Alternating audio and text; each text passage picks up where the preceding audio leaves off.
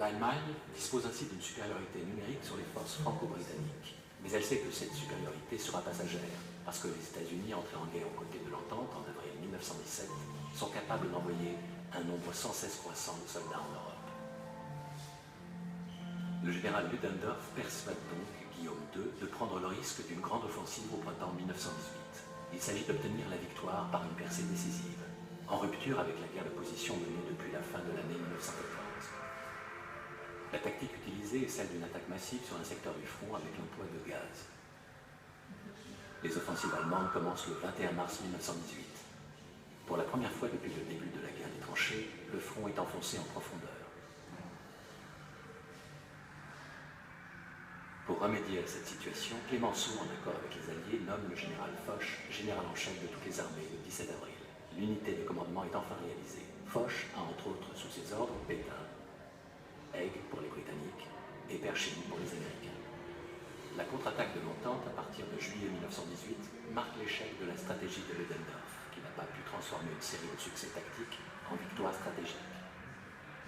Les avions et les chars légers Renault sont utilisés massivement en soutien de l'infanterie, qui est aussi appuyée par l'artillerie. Foch, nommé maréchal le 7 août, lance une offensive générale à la fin septembre. Les troupes allemandes reculent. Elles sont aussi démoralisées que la population à l'arrière, qui subit un dur blocus depuis 4 ans. Sur tous les autres fronts, les alliés de l'Allemagne subissent les mêmes revers.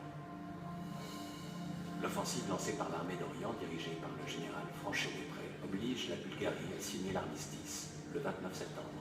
L'attaque des Britanniques en Syrie contraint la Turquie à l'armistice le 30 octobre.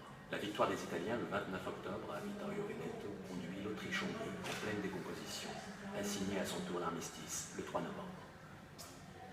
Les Allemands sont de plus en plus seuls. Le 29 septembre, dans leur quartier général de Spa, Guillaume II, Hindenburg et Ludendorff acceptent l'idée de l'armistice. Ils engagent alors des pourparlers avec les dirigeants de l'Entente. Ils espèrent que le président Wilson, qui a publié son programme de paix en 14 points en janvier 1918, permettra à l'Allemagne d'obtenir des conditions acceptables. Mais Wilson exige de négocier avec un gouvernement démocratique, et les troubles sociaux commencent à agiter l'Allemagne. Le 9 novembre, Guillaume II se résout à abdiquer, alors que la nouvelle République allemande est menacée par la révolution spartaniste. Le 11 novembre, le maréchal Foch reçoit la délégation allemande dans la clairière de Rotton.